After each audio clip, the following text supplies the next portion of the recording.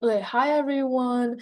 Sorry for like this last minute class cancel, but fortunately I can't make it to teach class at 8 p.m. today due to like like not required but a seminar that I have to go to at my camp right now.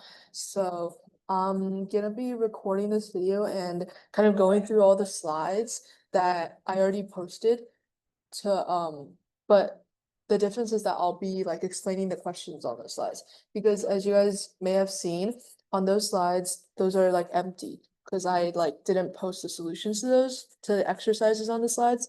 But in this video, I'm just gonna be like going over those solutions also.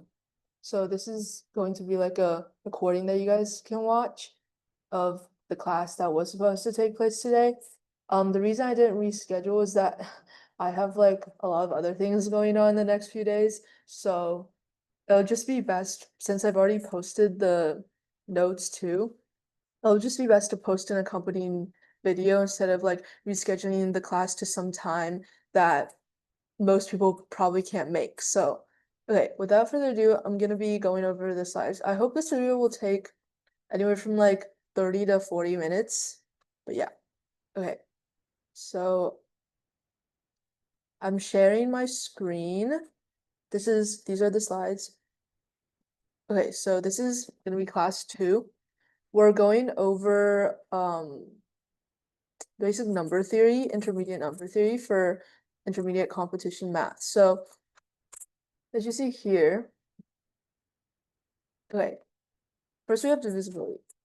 N is divisible by m if n is an integral multiple of m, where n and m are both integers. And we'll say that we'll represent that with m bar n, which means that m divides n, right? So that's very like basic. As for number bases, this is just gonna be a short review. So for example, like the number, right? Like, oh wait, how do I get the pen?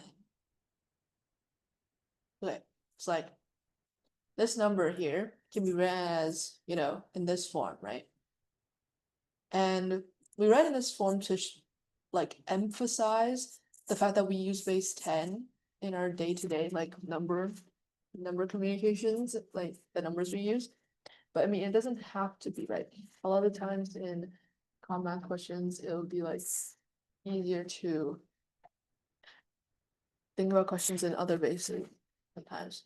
So it could be any base b where b is a positive integer, right? If the base is higher than 10, we start using letters because we run out of like digits. Because like we can't use 11 as a digit, right? Like so we use like A, B, C, D. All right. In other bases, addition in other bases is similar to regular division as well as multiplication. So yeah.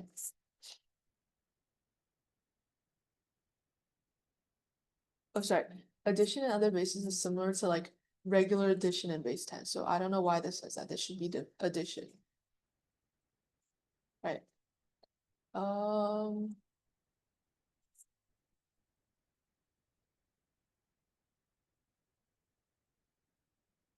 right. So this is like an example.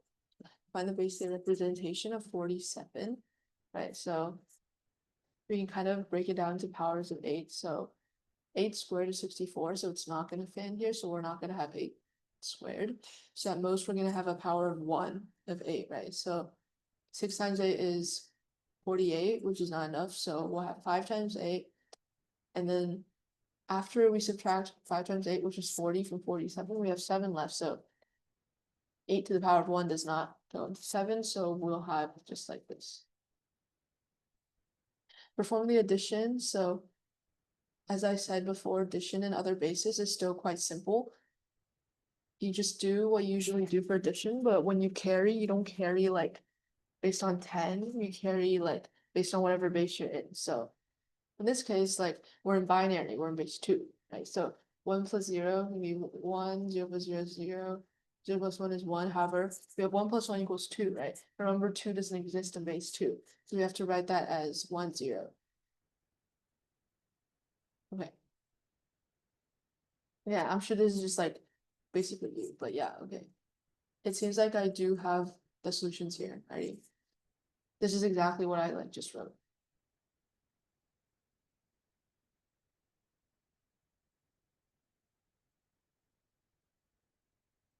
Oh, sorry. This is, wait. Yeah, it wasn't supposed to be 507. It's 557 because this is 8 to the power of 0. This is 8 to the power of 1.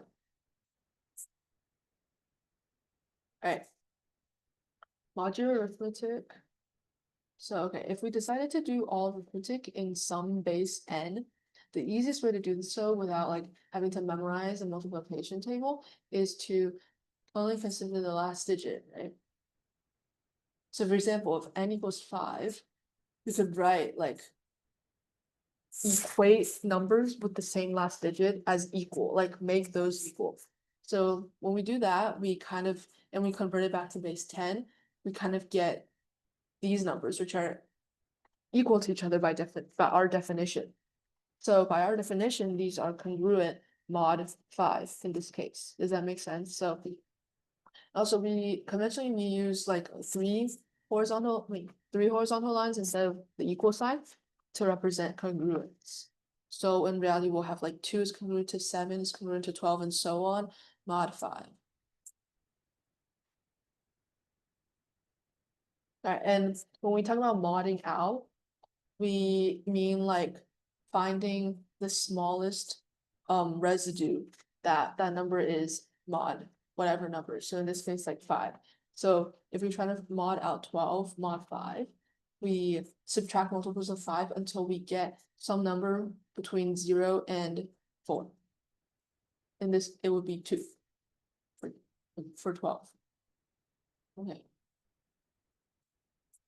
Continuing on, we can also think of residues mod n as remainders when dividing by n, right? So again, with the previous example, 12, we modded that out to 2 mod 5, right?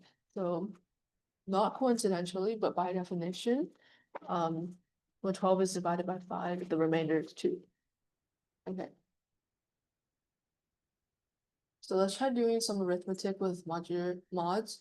So if we have a congruence like a true congruence, right? Like 12 is congruent to 7 mod 5, that is true. We can add the same thing to both sides and the resulting statement would still be true. And multiplication works the same way. And subtraction follows from addition, right? So that works too.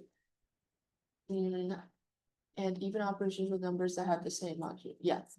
Division, however, does not work. So we can't just like divide both sides by like say like 3. Like you won't get 4 is congruent to 7/3 mod 5. That's not how it works. Division, I think it's a bit more advanced, so we're not going to cover that today in class. But in the future, if we have extra time, I'll cover it. All right, so when performing complex operations, we can mod out expressions, such numbers, before performing those operations. For example, if you don't really care what the exact number, what the exact product of say like 9,899 times 7,677, if you don't care what that exact number is, and you just want it like whatever it is mod some number, say 5, we can, before performing this product, we can simplify, we can mod out each of those factors. Okay, so like 9,899 is congruent to 4 mod 5. So we can write that out first before performing the really long multiplication. So in the end, when we mod out both things, we have 2 smaller numbers and they're much easier, way easier to multiply. 4 times 2 equals 8. And then like, if the resulting product you get is still not like the most modded out form, as you see here, we get 8, we can like just simply mod that out again.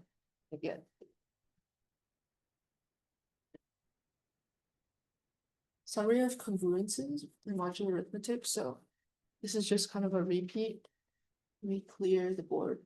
Okay, so if you have A is congruent to B mod n, then for all positive integrals C, we have these things hold true. These 6 things. Okay, A plus C equals congruent to B plus C. Same thing for subtraction. Same thing for multiplication. Same thing for exponentiation. Think about this by like multiplying the left-hand side by a to the power of m minus 1 or a to the power of c minus 1 and multiplying the right hand side by b to the power of c minus 1. Since we know these two things are congruent, we can use the multiplication, right? So we can like do this over and over again to get that a to the power of c is going to be congruent to b to the power of c. Right.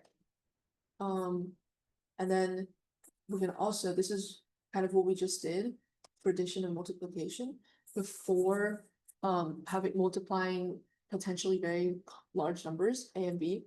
We can first mod them each out and then multiply them together. Like in the end, you're not going to get like the exact number, the exact product, but you'll get the exact residue. Okay. You get the same exact residue. All right, so this example, I have it written a solution for. So find the smallest positive integer, which 123 is congruent to mod 4. We can kind of just divide 123 by 4 and find the remainder, so that would be 3.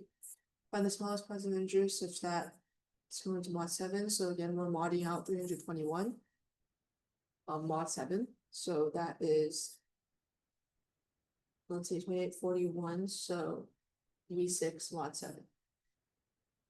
Okay. Divisibility tricks. Okay. A number is divisible by m if and only if it is congruent to 0 mod m. Consider divisibility by 4. Right, so like, again, when we talk about this is not a coincidence. When a number is divisible by m, this means that whatever residue it leaves mod m is the remainder that it leaves when it's divided by m, right? So if something is divisible by m and you divide it by m, like by definition, it's going to leave a remainder of 0, right? So that's why, by definition, it's going to be congruent to 0 mod m. So for this example, we consider divisibility by 4. So we have this number. It's, again, using our rule number 5, I think, above before. We have this number mod 4 is going to be equal to these two numbers mod 4. And because, all right, so because 45,300 mod 4 is going to be equal to 453 mod 4 times 100 mod 4. It's going to be equal to 453 times 0 because 100 is divisible by 4. So this whole thing is 0. So it's just going to be 76 mod 4, which is 2. Right. Wait. 0, sorry, 0. So we can like break these down, as you can see, like, so maybe if it's hard, like 4 you can divide easily into 45,376. But if it's like a really large number and it's also the, the modulo is like not as simple as 4, it might be easier to break this argument down like this. So in general, we can see divisibility by 4 depends on the last 2 digits. This is because we can always break the number into some multiple of 100 plus some 2-digit number, right? So in this case, the 2-digit number is 76. So since 100 is divisible by 4, divisibility by 4 only depends on the last 2 digits. Similar tricks can be proved with other numbers. That's how we get our divisibility. Sorry, that was kind of loud. Okay. Exercises. I have the solution right here, and again, I'll post these slides after I'm done recording this. Okay, find the smallest positive integer, which when divided by 10 leaves the remainder of 9, when divided by 9 leaves the remainder of 8, so on, so on, so on, so on and so forth. So when it's divided by 2, it leaves a remainder of 1. Okay, so this is like our given conditions, right? And then you can kind of notice something very interesting. So if you add both sides of all these equations by 1, remember you can do that by rule number 1, then we get that x plus 1 is congruent to 10, which is congruent to 0 mod 10, right?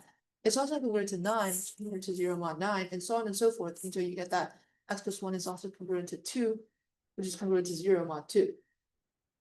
So you get that x plus 1 is divisible by 10, 9, 8 all the way to 2. So then that it becomes very easy to find x plus 1. And therefore, just subtract 1 and you'll find x. Okay, I'm not going to go through exactly how to find that. This is just basically finding the least common multiple of 1, 2, 3, 4, 5, 6, 7, 8, 9, 10. And then subtracting by 1. And then. Okay. This is again this question is also similar to the last problem, so I suggest that you guys do this as a homework problem or just a practice problem when you're watching this video. So you can pause this recording and do it. All right, so this exercise, I have the solution here. For each of n equals 84 and n equals 88, find the smallest integer multiple of n whose base 10 representation consists entirely of 6s and 7s. So just looking at the case n equals 84, right? So we know that because it's an integer multiple of 84, so our number must obviously be multiple of 3 times 4 times 7. So like we can build our number from the right using divisibility by 4.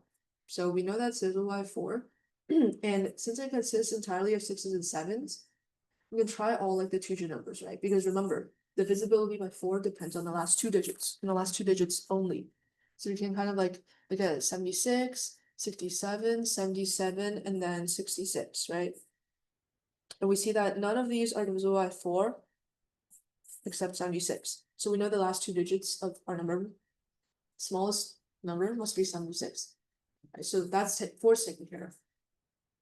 And then for 3, we know that, let's see, okay, so we know that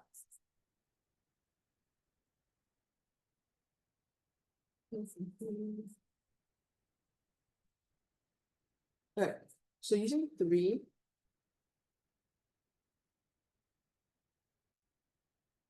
we can find that no matter how much, we can't have a 3-digit number, because we add 6 in front of 76, that's not going to be divisible by 3. If we add 7 in front of 76, that's not going to be divisible by 3. So we have to add another digit. And then looking at our possibilities, these are only possibilities for 5-digit numbers, sorry, that are divisible by 3. So these 3 possibilities, however, only one of them is divisible by 7. So this number satisfies everything. So it's divisible by 4 because of the last 2 digits, divisible by 3 because the sum of the digits is divisible by 3, and just by checking, just by multiplication, it's also divisible by 7. So it's divisible by 84. And that is the smallest number. So it's a 5-digit number. This is the answer. So as you can see, like the main point for this question is factoring 84 and then using our divisibility rules, number 4. And then I won't go over the case where n equals 88, but it's very similar. Alright, Diophantine equations. Alright, so Diophantine equations are just any equations. They don't have to be linear, they can be like involve lots of powers, but the only restriction is that the solutions that we want, the solutions that we look for, have to all be integers. And okay, so we're gonna look at the case, look at the very simple Diophantine equation, the general equation, x plus by equals c. A, b, and c are constants, and the things that we want to find are x, y. And these things have to be integers. Okay, so first we'll look at the case where the constant c is equal to 0.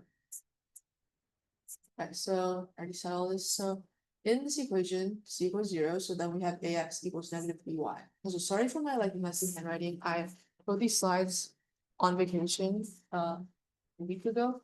So yeah, they're kind of messy. So okay, so we have ax is equal to negative by. But if we have GCD of a and b is equal to 1, so let's say a and b are relatively prime. We'll look at the case where they are not negative. So then we must have x equals b times x prime and y equals a times y prime for some integers x prime and y prime. This is because, right, so if a and b don't share any factors, then x must have the factors that b has, and y must have the factors that A has. So that means X is multiple of B and Y is multiple of A. So we're just letting whatever X divided by B is equal to X prime. And we know that X prime and Y prime are both integers because, as I said, X is a multiple of B and Y is a multiple of A because X and Y both have the factors of B and A respectively. Right, so then we just plug in our, definitions into here.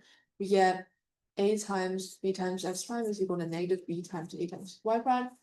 And simplify, we get X prime is equal to negative Y prime. And we'll just set this X prime equal to K for some K. So we get that all our solutions are BK, negative AK. Because remember we have X prime is equal to K, so plugging this in here, we have X equals B times K. Right, so this is X. And then plugging in here, we have negative AK equals Y. Right, so what if, so this is like the general solution. So for literally any integer K, if we take the constants A and B and we represent X equals BK and Y equals negative AK, X and Y are going to be a set of solutions to this Diophantine equation. X plus BY equals 0. Alright, so what if the greatest common divisor of A and B is not equal to 1? It's simple. If it's not equal to 1, just factor out the greatest common divisor. You just divide both sides by the greatest common divisor, and then you'll get that GD of A is equal to 1. Alright. Good. So now we look at the case where again it's still Ax plus by equal to C, but C is not equal to 0. So alright. So notice that the greatest common divisor of A and B has to divide C. Does that make sense? Because the greatest common divisor of A and B will exist, right? They're constants or integers. And if the greatest common divisor doesn't divide C, then this equation can't be true.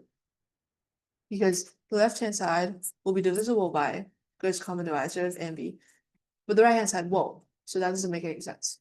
So, and then,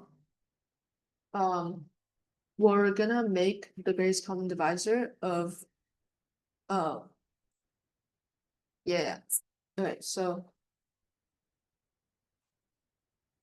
if the greatest common divisor of A, B, and C is not equal to 1, we're gonna divide both sides by that number to make that equal to 1. So, like, this is gonna be very trivial. Like, these are all gonna be lowest terms, and they're not gonna share a common divisor. A, B, and C are not going to all together share a divisor. So this is like a prerequisite. Sorry, let me delete this. Okay. So we're here now, and we just manipulate the equation to get AX equals C minus BY. Alright, so consider first that consider this equation mod B. This equation right here. So, okay, so we have AX is congruent to C minus BY, right? Because AX is equal to C minus BY.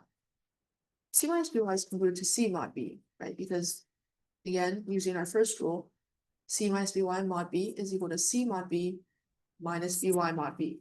BY mod B, because BY is an integer, it's a multiple of B, is going to be 0 mod B. So we have C minus BY is equal to C mod B. Okay, so by transitive, we have AX is congruent to C mod B. And then, so we can find X mod B.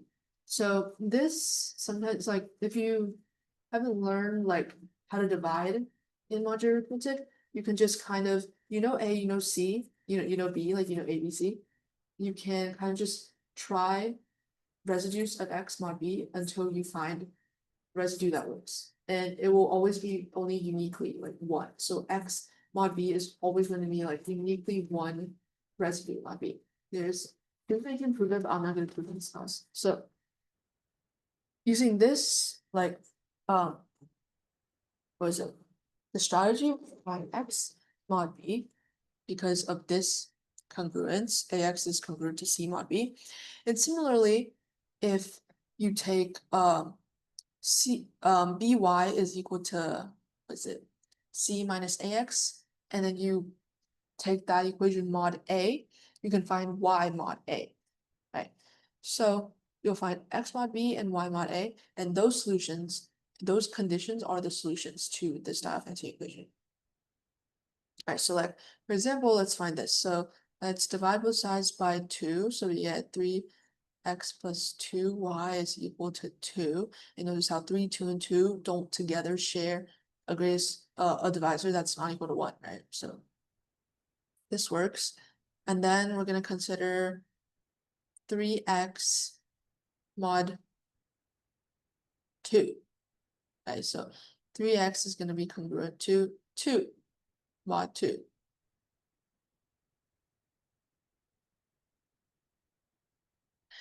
And we consider mod b to like kind of get rid of the other variable, right? Because we want to solve for every variable separately. If 3x is congruent to mod 2, that means x must be congruent to 0 mod 2. So this is the x, these are the x solutions, the residues that, or the solutions which are going to be 0 mod 2 that make up the x solution set. And then if we do the same thing, we get 2y is congruent to 2 mod 3, right? And then we get that y is congruent to 1 mod 3. Sorry, like my handwriting is so messy because I'm using my trackpad on my computer to write. Right, so like this is gonna be our solution. We can kind of like test it. So let's take x equals 2, y equals 4, because 4 is congruent to 1 mod 3, 2 is congruent to 0 mod 2. Right, so like x, y. And then let's plug it in. So like 2 times 6 is 12 plus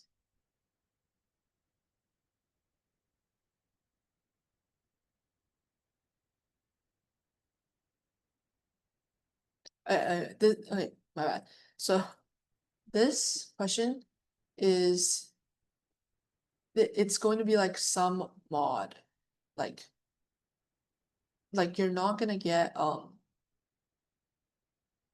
do you say it, like these solutions are gonna make up the solution set to this time equation, but it's not like gonna be literally like 3x plus 2y is equal to 2. It's just like some number mod that. All right, okay.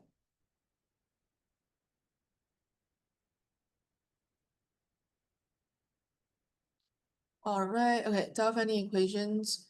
So this is the last type of Diophantine we're gonna look at, and it's squared. So everything's squared, right? So finding Pythagorean triples. Notice how these are triples. X squared plus y squared equals z squared, very similar to a squared plus b squared equals c squared.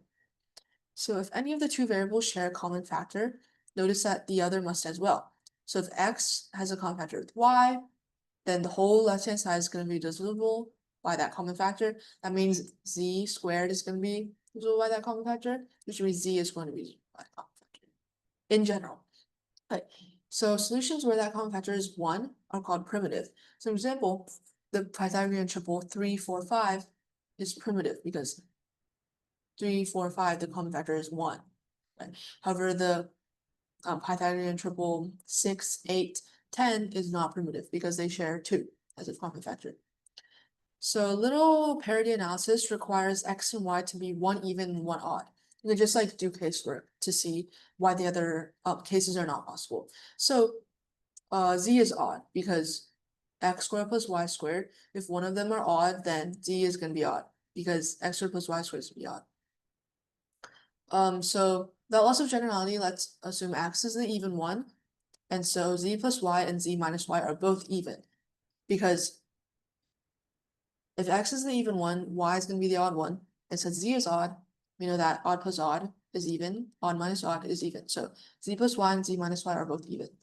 So dividing both sides of this equation by 4, we kind of rearranged it. We get x squared over 4 is equal to z squared minus y squared all over 4. And this on the right hand side is equal to two factors, right? Z, like the product of two factors, z plus y over 2 and z minus y over 2. And the reason we say before that z plus y and z minus y are both even is because we have z plus y is even, then that means z plus y over 2 is an integer. Similarly, z minus y all over 2 is also an integer because z minus y is even. This means that because both of these are integers and x squared over 4 is also an integer because x is even. Furthermore, x squared over 4 is a perfect square because x squared and 4 are both perfect squares and it's an integer. So that means that this whole right hand side is a perfect square, but since these are both integers and these are both relatively prime, right? Because before we say that x, y, and z are all going to share like no factors, right? Like the greatest common factor is going to be 1. Because they're relatively prime, this means that, okay, so this is kind of confusing. So you might ask, like, just because x, y, and z don't all share a common factor, that's not 1, does not mean that y and z are not going to share a common factor, that's not 1, right? However, we said before that if any of the two variables share a common factor, then the other must as well. So the condition that they all three cannot share a common factor other than 1 forces no pair of forces, like all like pairs of them, x, y, x, z, and y, z, forces all three pairs to also not share a common factor. That is not 1.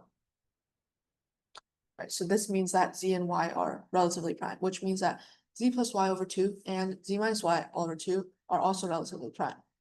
So since two relatively prime numbers multiply to a perfect square, we have that they both within themselves are perfect squares also. So this means that z plus y over 2 is s squared for some integer s, and z minus y over 2 is also a perfect square, and let's just say r squared for some integer r. So solving, we get that, just rearranging, we get that z is equal to r squared plus s squared, and y is equal to r squared minus s squared. So our final solution is x is equal to 2rs, y is equal to r squared minus s squared, and z is equal to r squared plus s squared. And this is, again, because of our initial condition, this is going to give us a primitive Pythagorean triple. So none of x, y, and z, pairwise or entirely, are going to share any common factors other than 1. Okay, so feel free to like rewatch that if that was confusing. All right, so general methods. So again, as I like showed before in some examples, we can a good method is to look at entire equations in some modulus. So like because perfect squares are always only 0, 1, or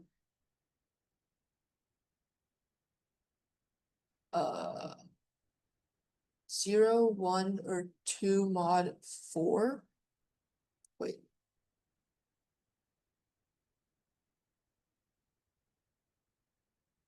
Zero or 1 mod 4. Sorry. Perfect square is always 0 or 1 mod 4. And so we can simplify a lot of equations if we take entire equations mod 4 or mod 8. And we also make simplified substitutions. So in this case, in this example, solving the equation x cubed plus 117 times y cubed is equal to 5. Since 117 is equal to 9 times 13, let's first consider the equation, okay, mod 9. Okay. Because 9 is a relatively good number to look at. 13 is a little bit too big. So the cubic residues mod 9 are these. So you can kind of take every residue mod 9 and like cube it to see what the cubic residues are. So like I'm just gonna go through this. So like if we do all this, we get that the unique cubic residues mod 9 are 1, -1, and 0, right? There are many repeats. So we get that yeah, okay. So taking this whole equation mod 9, we get that x cubed plus 117 times y cubed is congruent to 5 mod 9, right? However, since 117 is divisible by 9, we get that x cubed plus 0 times y cubed is congruent to 5 mod 9, which means that x cubed is congruent to 5 mod 9, which means that x is equal to either 0, 1, or -1 mod 9. Because those are the only possible cubic residues mod 9. as we saw here. So that is not possible, because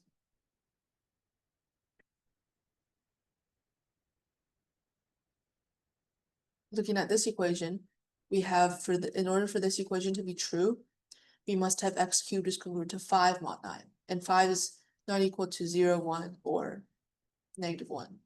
Sorry, this is -1. -1 is congruent to 8 mod 9, so this is not possible, because our equation forces x cubed to be congruent to 5 mod 9. However, that equation is not possible in the realm of mod 9. All right. Now we're on to the exercises, so I'm going to briefly go over the solutions to these 3 exercises. All right, so this equation, this problem asks how many distinct pairs of integers x, y, such that x is less than y, both positive, satisfy this equation. Okay. So we can first kind of just like play around with it. We can get that 1984 is congruent to, square root of 1984. Forgot to write the square root, is equal to 8 times root 31. Okay, so since x, y are integers, we have that square root of x is going to be equal to some a times some a root 31 for some integer a.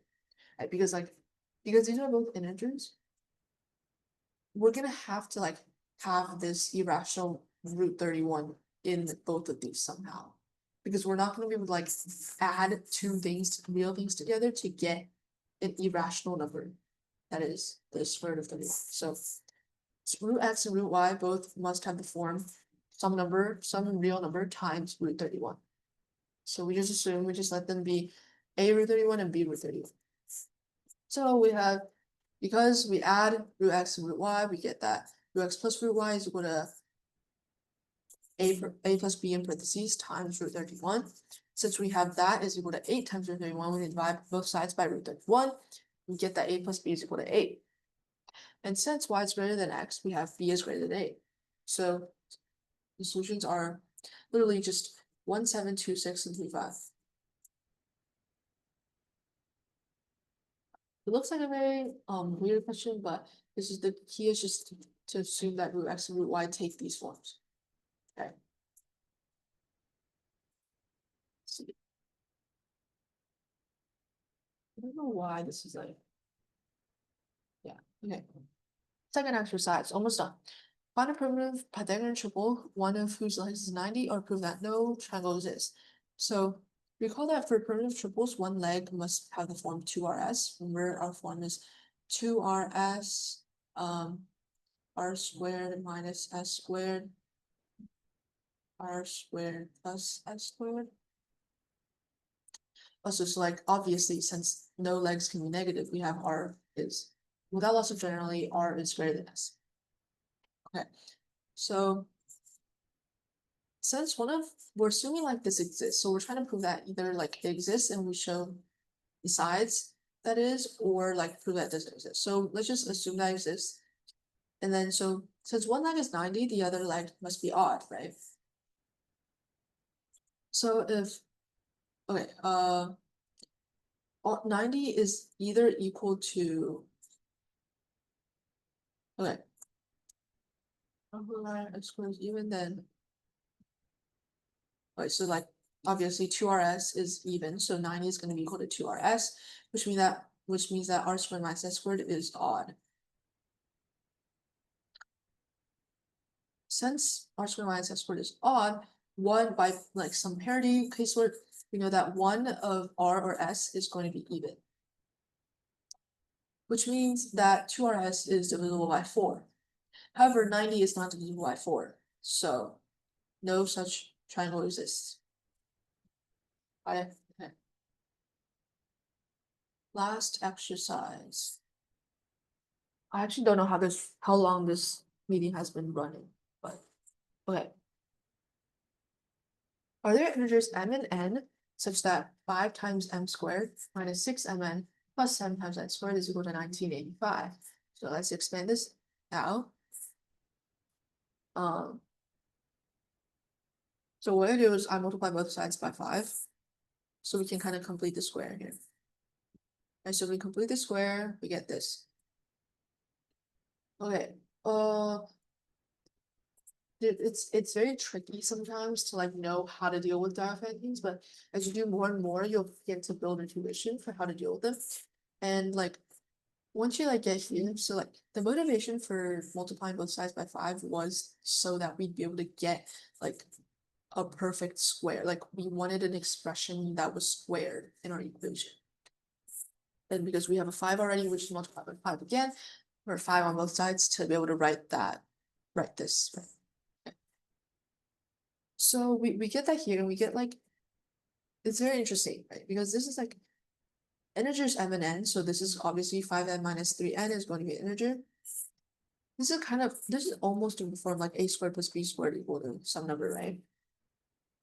So because 26 is very interesting, because so maybe we'll just take a look at this equation mod 26. However, it's usually not